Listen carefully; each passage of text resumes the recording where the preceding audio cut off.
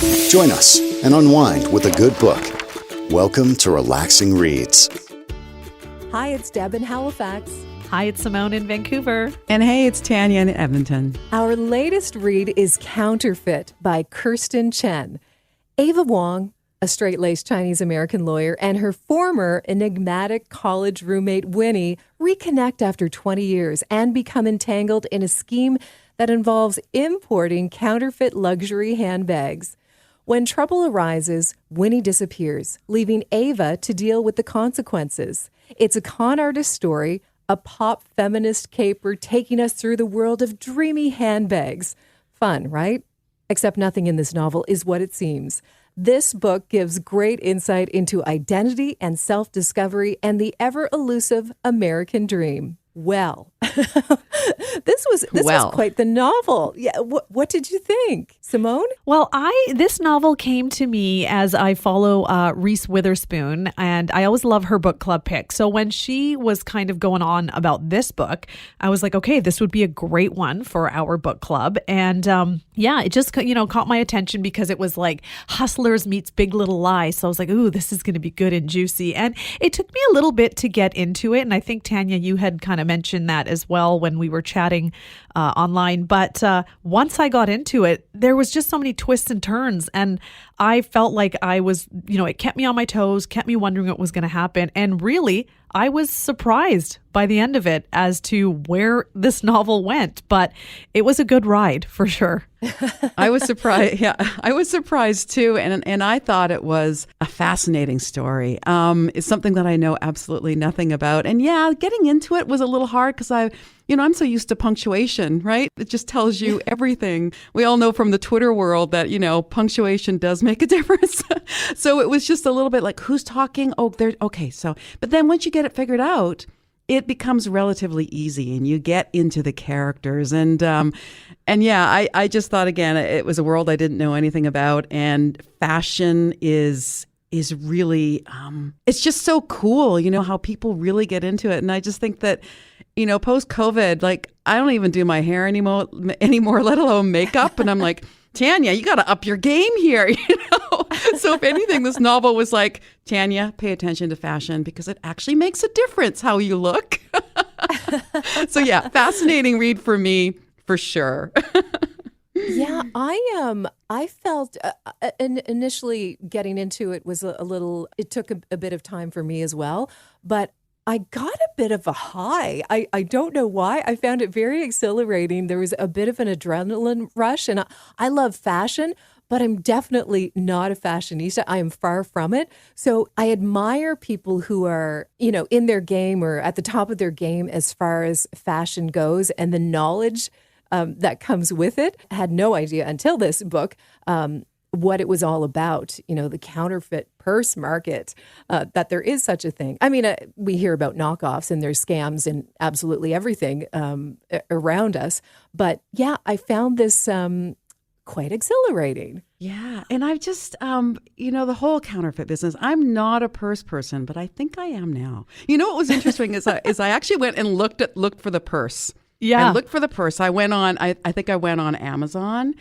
And it gave me a couple images. And then the Kelly bag, it came up, $41,000. Yeah.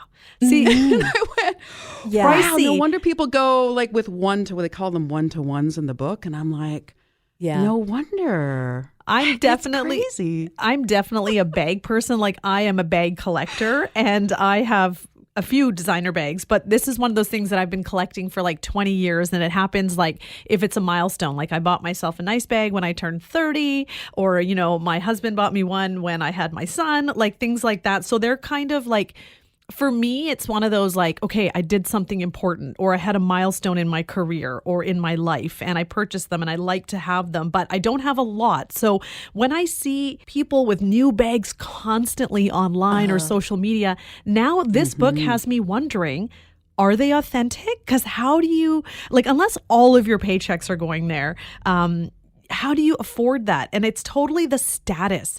And for me, like, I've collected the classics that I know won't go out of style.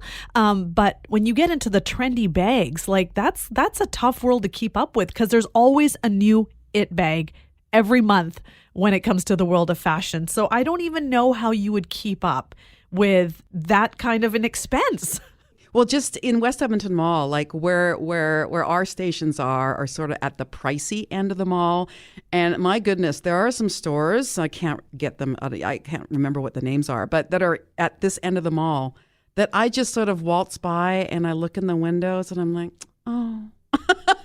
There's no way I can afford that. And it's just so crazy to think that people, the really, we're talking thousands of dollars, right? Like, how does anyone do that? And Simone, to your point, like, you got bags to mark an occasion, right? It's a special event. And it's sort of like, why do people want these bags? And even further, if you can't tell the difference between a fake one and a real one, like, what is that? I don't know. I know. And that's like when I was in, and for me, it's like, that's the intention, right? Like I'll set aside, if I want this, I'm going to set aside this amount of dollars. It could be for, whatever your lifestyle, what you want. So whether it's that amazing trip you want to go on, you're going to put money aside for it, right? And then once you get it or you go there, it's a moment for you to say, hey, I did it.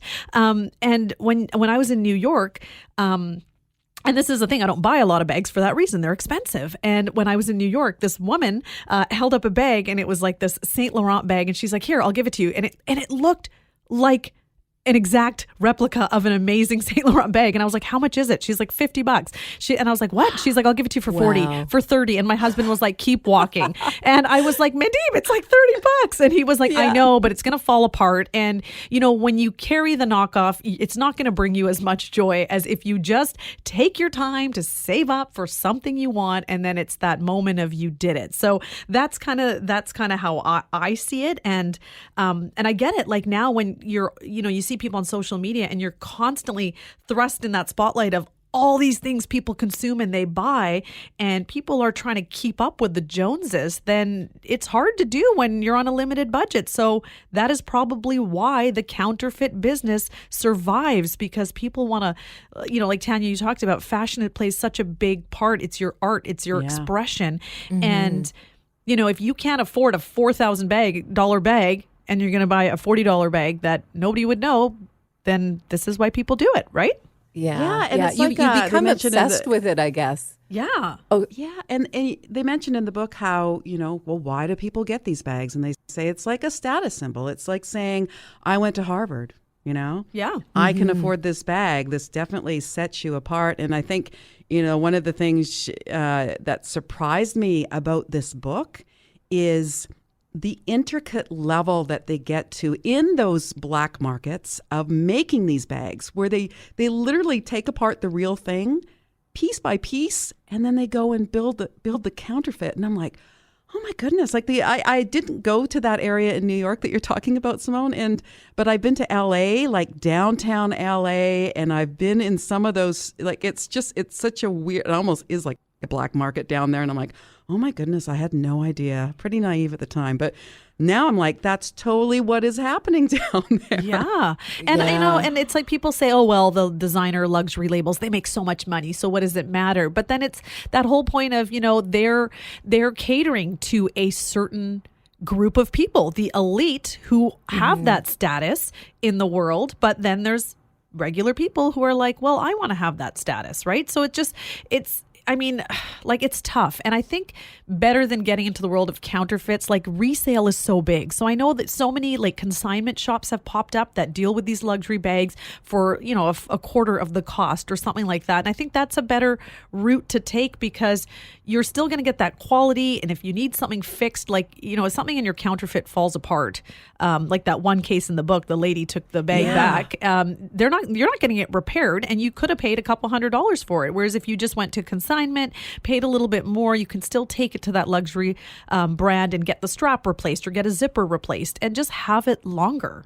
Yeah, I'm more of the consignment type girl. I love bags, but I don't have any brands. I love the look of so many of the brands, but I just haven't gone there yet. But I do love the idea of consignment. But yeah, I think it's a very obsessive thing that once you get into, it's hard to kind of move away from it. You become part of this, I don't know, this culture, right? Yeah. And, sometimes my husband doesn't get it when I'm like, oh, so-and-so bought that bag or so-and-so has this one. And he's like, I don't get it. And I'm like, yeah, but a bag is a part of my everyday. Like I carry it, you bring your stuff in it, my purse, like it's something you don't leave the house without. So it's an important thing for us to consider that somebody else may not consider if you don't carry bags, right? Right. So, I mean, maybe it's a car for somebody else, a specific sports car or something, there's whatever. always Everybody has their something. thing. Everyone has their thing. And like you said, addictive. Like it could be like getting a tattoo. You get one and now I've heard you want multiples. I don't have any tattoos, but that's how it starts. You buy something, it makes you feel good. You take care of that item and then you're like, okay, well, maybe in a couple years I'm going to buy another one. Yeah. Yeah. Yeah, like for me, it's cars. Like I love sports cars, and I have one, and hopefully before I'm 60, I can get the ultimate one. But it's just like I have so much fun driving that car. Yeah, and it's just like a part of me, and so I get this whole thrill, the purse thing, the thrill of it, the high. Yeah. And it was like that moment in the book where there was that they talk about that crocodile red Birkin bag, and it was just the moment it came out on the table. So like you said, whatever that is for you, a car driving by or like an amazing glass of wine, like whatever your thrill is, this is what you're going to chase. Yeah, and it's so funny because I have notes in my iPhone, and like at one point I was thinking, Tanya, really, you should get some iconic pieces, And I actually had written in my iPhone, because I went and checked it, it was a Burberry trench coat, which is over $3,500, an Hermes scarf, over $500, and I had the Birkin purse. But I didn't know what it was really. I just knew it was Birkin, right? I'm like, okay. But now this book has opened my eyes to that industry of purses, and I'm getting a real understanding and an appreciation for what it's all about. Right? Yeah. The real stuff and the one-to-ones. Like, it's fascinating. And I know some people break it down for like cost per wear, right? So say you're going to spend, $1,000 or $2,000 on a bag, and it seems like a lot. Or over the course of those 10 years, you're going to buy like $100 or $200 bag. And so people say, but I will carry my nice one every single day. So when you break it down, it's like $1 a day for this many days, and it's paid off by that point. And I just love it so much. And same with that trench coat. Like if you're an adult, you've already grown. It's not like kids. You have to buy them something new every year. And you're going to take care of that Burberry trench coat for the rest of your life. And it's there. It's a staple. It's an iconic piece. And like I said, spending on the staples as opposed to trendy items is the better route. Actually, I kind of agree with you. I'm sort of at the point now where I see stores and I'm like, oh my goodness, that is just trash clothing. And I'm not going to go into it a lot because I know that, it takes a lot of water to make clothing. And I'm like, okay, Tanya, like, go get the good white T-shirt. Go get as good as you can afford because it's not throwaway clothing, and I don't like that whole that throwaway clothing that is out there. I know there has to be clothing for every price point and for everybody, but I'm going to choose to not go to those stores that it's just en masse and it's just like the fast fashion. Yeah, a lot of of that fast fashion. I don't agree with it. Don't agree with it. And I think it might be something that will come up in the next 20 years that it doesn't exist anymore, and I really hope that's the case. But that's the truth. A lot of those pieces from fast fashion are knockoffs of designer pieces, and they're coming out really quick. So you see a celebrity wearing something incredible, and you're like, wow, I love that dress, but I can't afford that dress. So then you go on to those fast fashion websites, and that dress is like $50, and you're like, I can get the look for less. And I know, you're buy right. It. So it's the all look for less. It's all based on like that counterfeit concept of not having the real thing. And I wonder if, talking about consignment shops, if that's why there are so many more than ever before. And when you walk in and talk to the shopkeeper, whoever's running the boutiques, they have a lot of knowledge about all of these pieces. So you wonder, had they had a hand in working in that industry prior to opening up their own consignment shops and know the value of the product that they're putting out, so when they're buying from people who are dropping off or they got however many years out of it, if that's perhaps why they want to kind of stop those other shops from doing what they're doing right now. Mm-hmm. Yeah. Certainly like the higher end consignment shops, there's a lot here. The people who run them, they know what they're doing. I mean, I can take stuff there and I'm thinking, oh, this is pretty good. And they're like, nope, nope, nope. And they know what they're looking for. They're looking for quality. They're looking for brands that sell. So it's the whole fashion industry is amazing. Actually. Yeah, I don't know whether you guys ever is. worked like retail, when you were young. I mean, I certainly did. I worked at Le Chateau and sold shoes to strippers. It was awesome because they would buy like 10 colors of the same shoe. I'm like, made my quota. But I find fashion really, really kind of funny. So getting back to the book, who did you guys like, Ava or Winnie? Because it switches in terms of you think it's like Winnie's the bad person, and then it switches, and then you get Winnie's point of view, and like, oh my goodness, what is going on? That's exactly it. I liked Ava, and I was like, oh my God, she's a new mom. Her hormones are all over the place. She's getting caught up in this scandal. And then when you get to the end, I was like, whoa. And then Winnie had the soft spot for, her boss, who she treated like an elderly or like a father figure. And you're like, oh, she has a bit more of a soul. She actually cares. Yeah. And she had a bad family life, so she had to get into this world. But I'm like, Ava, really, you didn't have any big problems that led you to that world. You kind of had a okay upbringing. You had some quarrels with your family and stuff, but it seemed like it wasn't as bad. But yeah, it switched for me, definitely. I was team Ava in the beginning and then team Winnie, and at the end I was team Maria. I know. Maria. Oh, wasn't she fun? Oh my gosh. Yeah. All very endearing characters. But I think that I was definitely Ava initially. And then when things were unfolding and we learned so much more, she kind of reminded me of, what was her name? Anna Delvey from Inventing Anna. Yes. And how you get into whatever you believe is happening.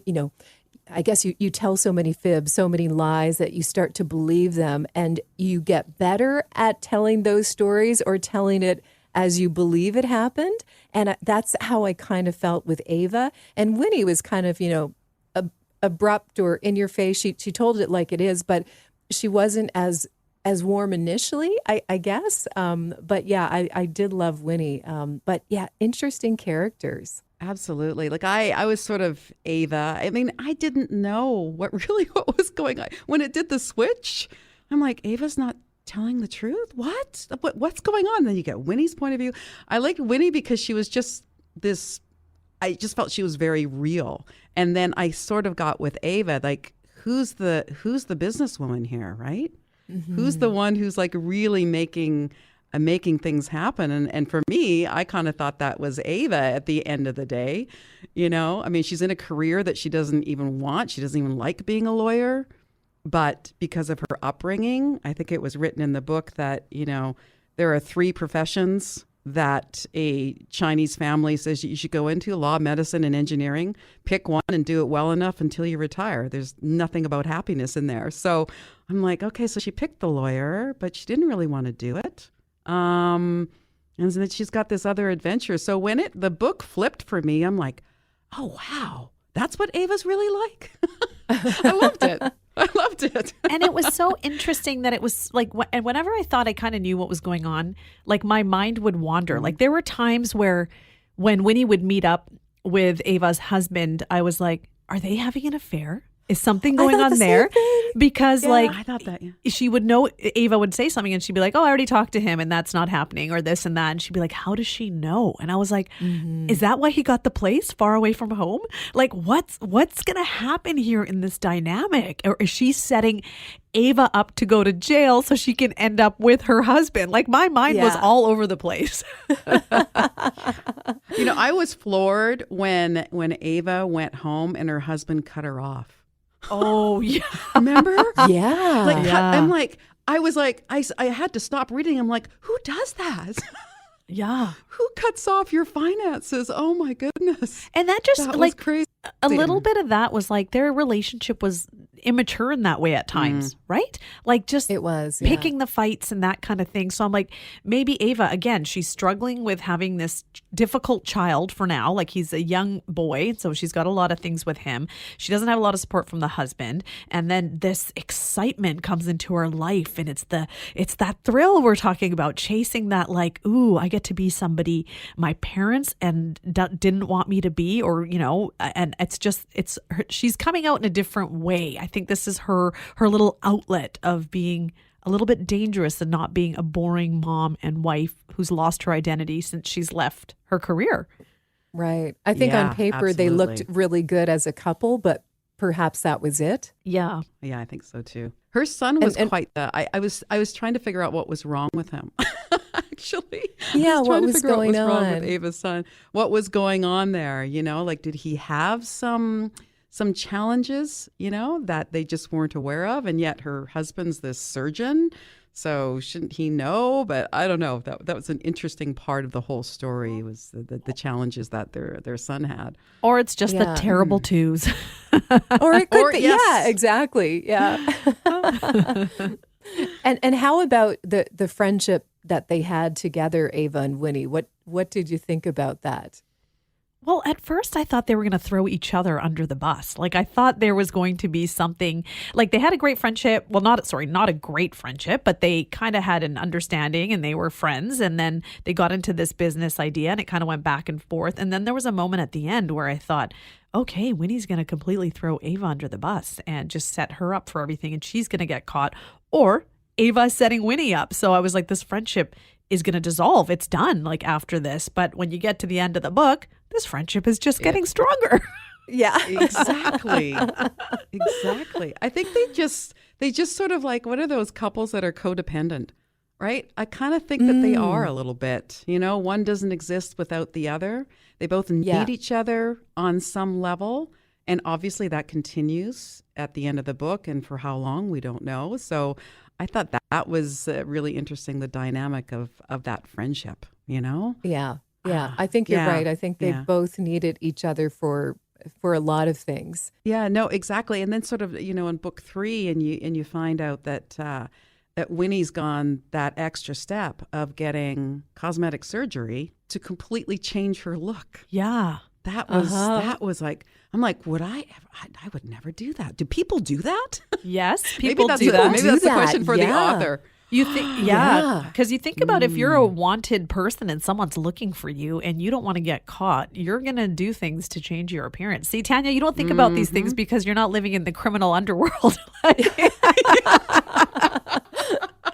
Unlike You're Simone right. and myself. I'm not a criminal.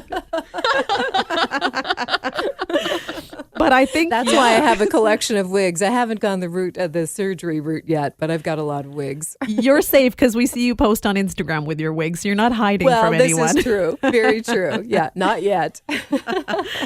And so we kind of talked a bit about the ending.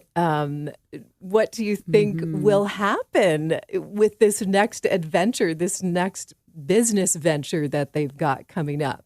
You know what? The fact that they say they're going to use men now, like I Yes. didn't understand Yeah. that part. Like, you know, do they feel like, you know, the women didn't really lead, it wasn't successful enough? But like how sometimes I feel like women can sometimes be smarter than men when it comes to a lot of things. So I don't know how this is going to work. And if, again, they've once, if they've evaded the police once, they can do it again. Maybe that's their mindset. So I don't know. I think they kind of learned how not to do it.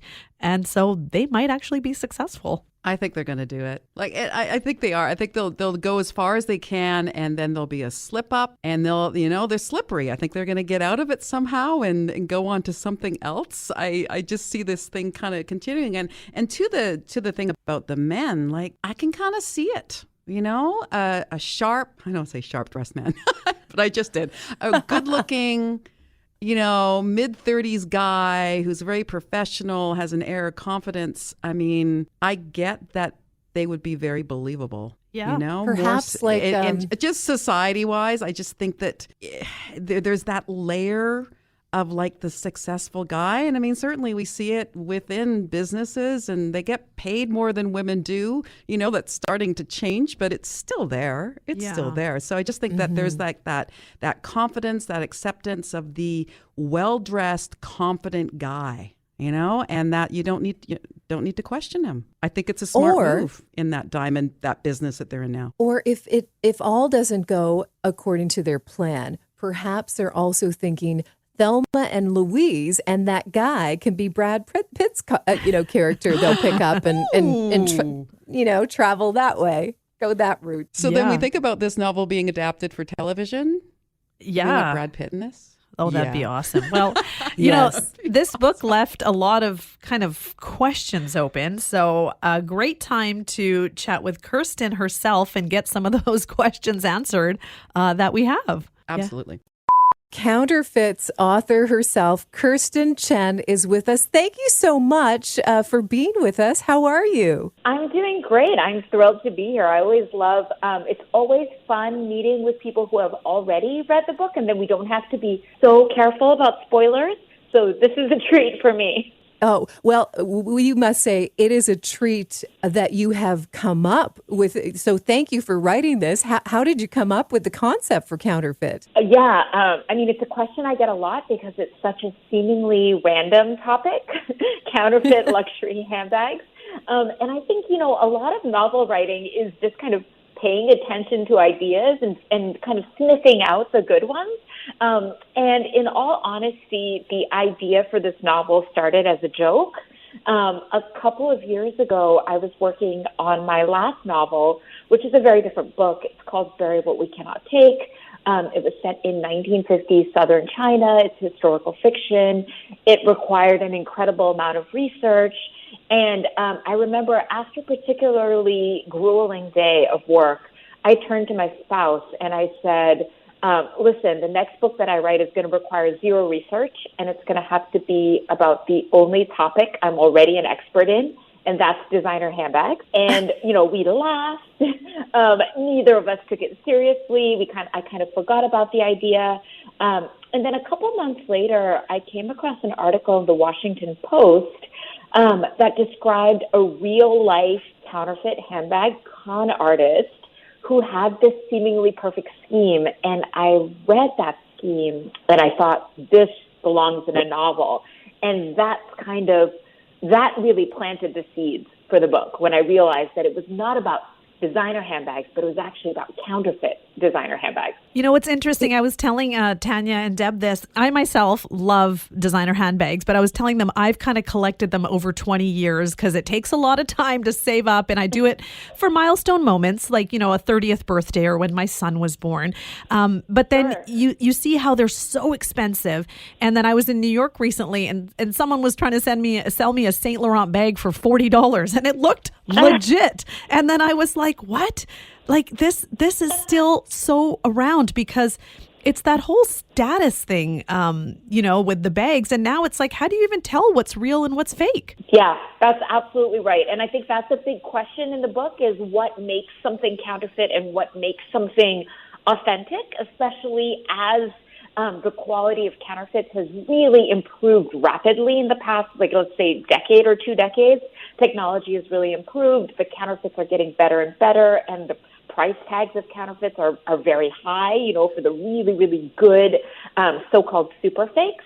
But like you, Simone, I have started to question my love of handbags. I too am I have a deep love of handbags. I too use it to mark milestone moments, as you say.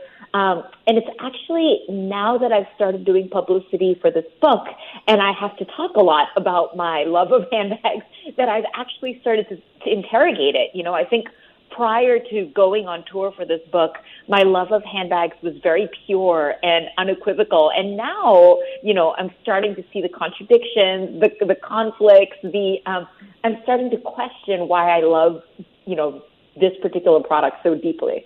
And you know what? I think it gets hard to keep up. There's a new it bag almost every month, and you can't have them all. Like, you can either buy the classics and feel like those will take you through life. But I think it's just become a world where, you know, with social media and Instagram, everybody wants to have the it bag, and it gets hard to keep up. And that's why I think the counterfeit business is still thriving so much. Yeah, that's a really good point. And I think with age, too, I've seen that, you know, you get this kind of, the internet does see this urge where you see something and you have this like overwhelming sensation, like I must have that. And then, you know, a week or two later, if you can kind of take a step back, you realize, oh, I didn't really want it that much. You know, that kind of fleeting desire was really an illusion, or exactly that, fleeting. And so, I mean, I'm interested too in just consumerist culture, why we consume what we consume. You know, all of us spend money on particular things, and it's very easy to kind of judge what other people choose to spend money on. And so I'm interested in that as well. And obviously social media exacerbates that because we're constantly exposed to what people are buying. Absolutely. And I think you mentioned something, Kirstin, about, you know, what if you can't tell the difference between a real bag and a counterfeit bag, what is the value of a bag then?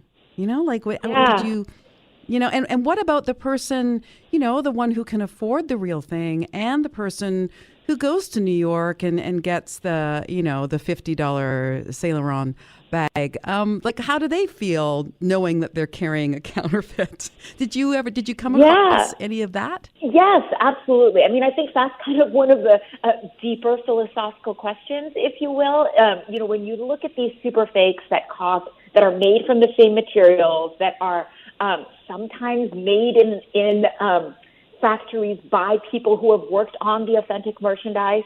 And, you know, I've heard experts say that with these really, really high quality fakes, sometimes the only thing distinguishing an authentic bag from a counterfeit bag is a serial number that the brands have implanted into the authentic bag simply so that they can tell it apart from these super fakes. And so, yes, if all that differentiates them is the serial number, what makes something real and what makes something fake, what gives something its value.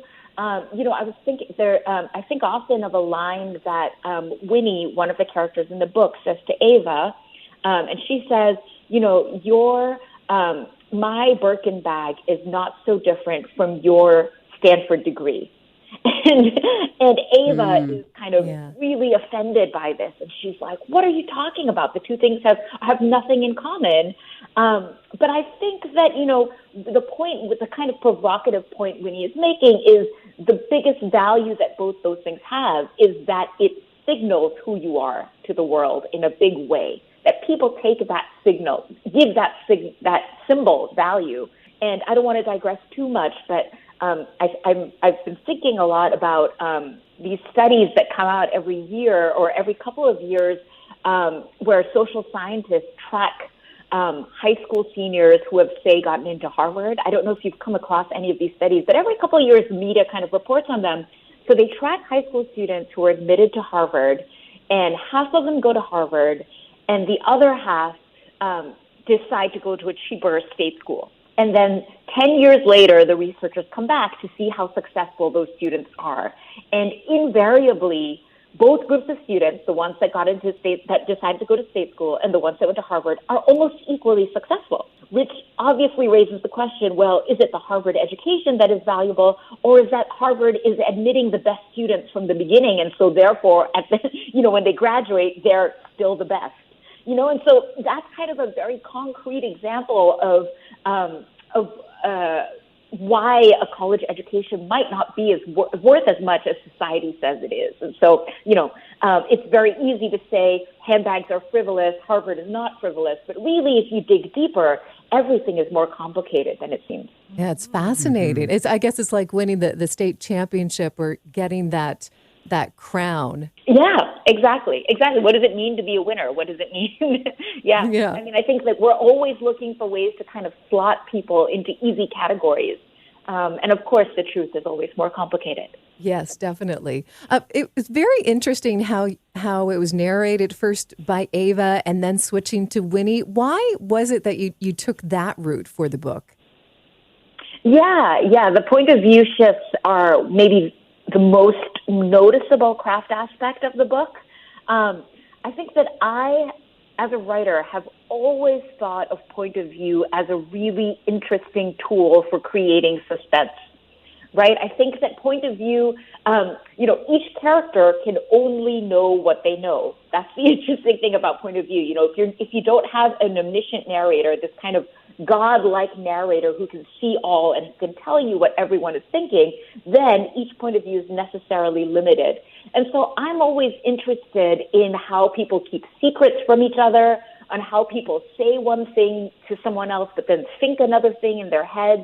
Like, that's always been one of the most exciting aspects about writing fiction, because fiction is really the only art form where you can really get deep into your characters' heads, right? Like, if you're watching a movie, you can see the actor's expression and you can hear the words they're saying, but you very seldom get their thoughts unless there's some kind of voiceover narration, which is a pretty kind of specific conceit.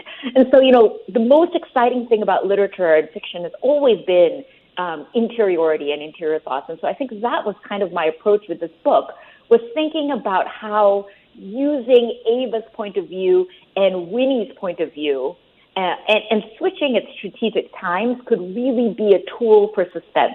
Oh, absolutely. Mm-hmm, absolutely. Yeah. I was reading it. I'm like, yes, it is true. There are two sides to every story. And also, nobody's the villain of their own story, right? Like, there's a villain, some books have very clear villains, but if you switch the narrator and had the villain tell their side, they would be the hero, not the villain. They would completely justify what it is that they're doing, unless they're a complete sociopath. But I've always loved point of view for that reason. Now, Kirstin, at first, the book is a con game thriller, but it ends up having a lot more larger themes. So was the starting point to write it as a thriller or to write about these bigger ideas that we find out about kind of mid-book?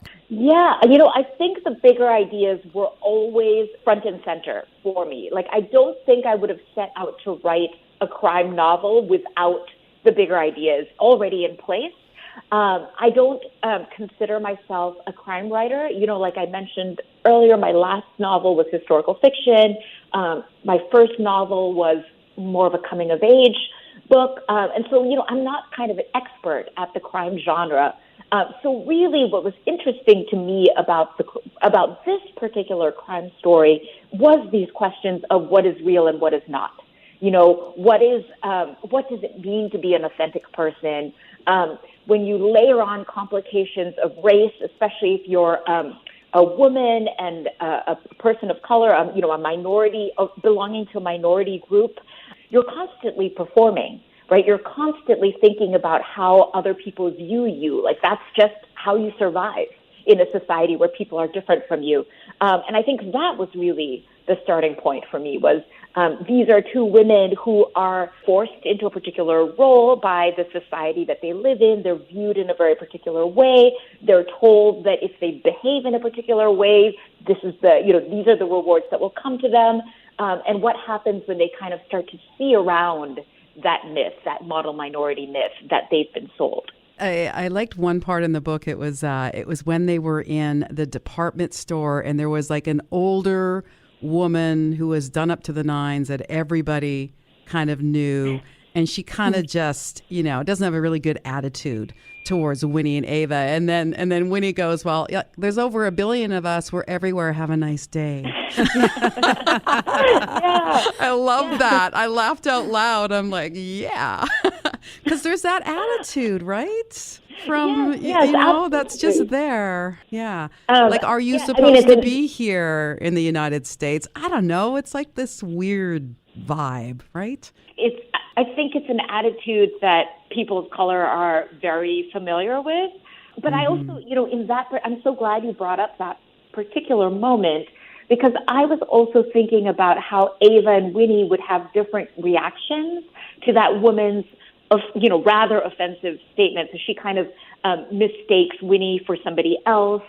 And then when Winnie says, that's not me, I don't even live in this city, the woman says, oh, well, there's so many of you, they're all, so many of you shop here. And Ava's really offended, and Winnie kind of laughs it off. And I was thinking a lot, too, about how their different backgrounds would shape their reactions to that scene. So Ava is born and raised in the U.S., as you say. She grew up in Newton, Massachusetts, which is this predominantly white, upper-middle-class suburb. And so she's kind of been taught to assimilate, or she's worked to assimilate her entire life, versus Winnie, who comes from China as a college student. So she comes from a place that is the largest country in the world. It's an economic powerhouse. Everybody looks and talks like her. And so she has an ease and a security that Ava will never have. She has a sense of place, and so she can laugh it off, versus Ava, who is already home and has to kind of make her home here. She is much more like, we have to change this woman's perspective. We cannot allow this to slide. So I was interested, too, in the differences between these two women who, on the surface, could look similar, both Asian American, both high achieving, both of a certain socioeconomic status. Yeah, absolutely. Now, Kirstin, this isn't your first book. So what did it feel like when you got chosen to be, Reese Witherspoon's book club? Oh, it's a moment. Was that like Yes. I mean, I could still access that euphoria that I felt in the moment that I learned. It really is, I don't know, maybe one of the top 3 or 5 things that could ever happen to a writer. It's that life or that career changing, let's say. So to back up, it was euphoric. It was exciting. Mm-hmm. It has brought my book to the widest audience that I've ever reached by far. And I will also say that I'm very grateful that it happened for my third book. I think it would have been wonderful to have a debut novel that was out of the gate an overwhelming success. But I think that would have been quite difficult to deal with as a writer. I've heard writers talk about the pressure that they feel after having a really big debut, and that, sometimes you have writer's block. Sometimes it's very, very difficult to start a second book because there's now the expectations are very, very high. And for me, because this happened with my third book, I think I have a sense of perspective. I have a very strong sense of what I love about my job, which is really getting to write books and hopefully reaching the people that you're writing toward. I have a very kind of simple, pure view of my role as a writer. And I think that has equipped me to stay pretty centered in spite of all these wonderful, exciting things that have happened with this third book, if that makes sense. Yeah, definitely. Yeah. And once readers get to know you through Counterfeit, then they go back and read your other books and think, oh, okay, so maybe the expectations are going to be might be a little different because your writing has been different. It's not, if this was your first and you get this stamp of approval, then perhaps people will be expecting the next one to be the exact, same type. Yes, that's a very good point as well. Yes, I think, and I think that as a younger writer, it's very difficult to not give in to that pressure, because you've already built an audience. What readers want from you. Like, obviously, you want your next book to be successful. And so I think it is hard to kind of withstand that and say, well, despite the pressure to do something similar, I'm going to go ahead and do whatever project it is I want to do. And you're right, I do have that. I already have that history. I've been very fortunate that my agent and my editors have always been supportive of me kind of changing gears with each book. So any writer would be fortunate to be in my position, but I feel extra lucky that it happened when it happened. One last question, Kirstin. So when you read this book, it speaks to you as if you could see it unfolding in front of your eyes. And it has been picked up for a TV series. Can you tell us a little bit more about that? Yes. I mean, what I've learned about Hollywood in the brief time that I've been involved in this is that everything is confidential. That is one thing they tell you. Until it is announced, it hasn't happened. But it has been incredibly gratifying to talk to different producers and different studios and to see how much this story has resonated with them. You know, when I started writing this book, I had a very clear audience in mind. I knew that I was writing this book for the Asian American community here in the U.S. You know, I was talking to my friends, to my family. You know, I knew who my exact target audience was, and so it was quite surprising to get this kind of incredible response. You know, and I've so appreciated how widely this book has resonated. And so to give you a more concrete example related to the TV adaptation, during when my film agent set up my first meeting with studio executives and producers, I was so prepared for them to ask me to change the race of one of my characters, because I had never seen a TV show with two Asian American women leads. And these aren't, you know, women in the same family. They're just two separate Asian American women leads. And I just had not really seen that on TV. And so I was kind of preparing myself, okay, if they say, you know, they want to change Winnie's race or Ava's race, what are you prepared to accept? And to my surprise, every single group that I talked to understood immediately that the ethnicity of the women was inextricably linked to the story. That you could not tell this story without two Asian American women, and they were committed to finding Chinese or Chinese American actors. They were going to find an Asian American showrunner, an Asian American director. Like, they all understood that this story would be different if they didn't respect that part of it. And so I was so impressed by that, you know, and I'm so grateful that there are movies like Crazy Rich Asians to kind of pave the way, because I know that has made a huge difference.